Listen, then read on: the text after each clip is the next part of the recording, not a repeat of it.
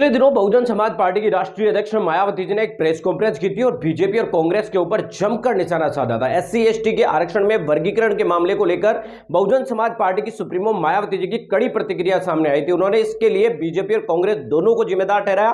उन्होंने कहा कि कांग्रेस के द्वारा इस वर्गीकरण का फैसला शुरुआत से उसके समर्थन में खड़ी थी। साथ ही आपको बताने की कोशिश करें तो भारतीय जनता पार्टी ने कमजोर पैरवी अदालत के अंदर की, जिसकी वजह से इस तरीके का फैसला वो सामने आया है। कुल मिलाकर इस फैसले के सामने आने के बाद अलग अलग तरीके के बयान थे। उसके बाद भीम आर्मी चीफ चंद्रशेखर आजाद ने भी सदन के अंदर इस बात की मांग उठाई थी कि अनुसूचित जाति जनजाति के आरक्षण में वर्गीकरण के मामले को लेकर जो पक्ष और विपक्ष क्या सोचता है, इस मामले में उनकी प्रतिक्रिया सामने आनी चाहिए।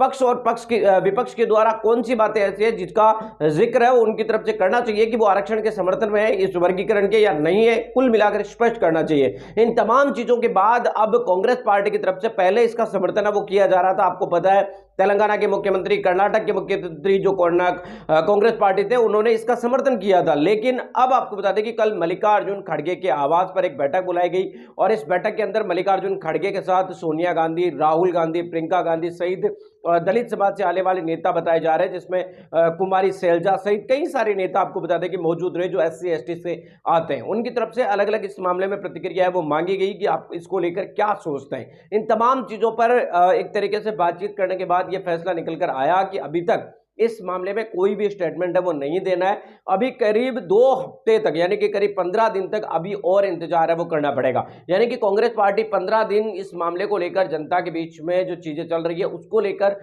जानना चाहती है और उसके बाद अपनी प्रतिक्रिया वो फिर से देगी। इस यही वजह है कि तेलंगाना और कर्नाटक ने अपने इस फैसले को लागू करने या नहीं करने के मामले को, जो पहले उन्होंने कहा था कि सबसे पहले लागू करेंगे, उन्होंने अब इस मामले में चुप्पी साध ली है। तो कुल मिलाकर बात साफ नजर आ रही है कि बीएसपी सुप्रीमो मायावती जी और चंद्रशेखर आजाद के बनाए गए दबाव की वजह से कांग्रेस पार्टी जो इस मामले को लेकर पहले फ्रंट फुट पर खेल रही थी, अब वो आपको बताने की कोशिश करे तो बैकफुट पर आती नजर आ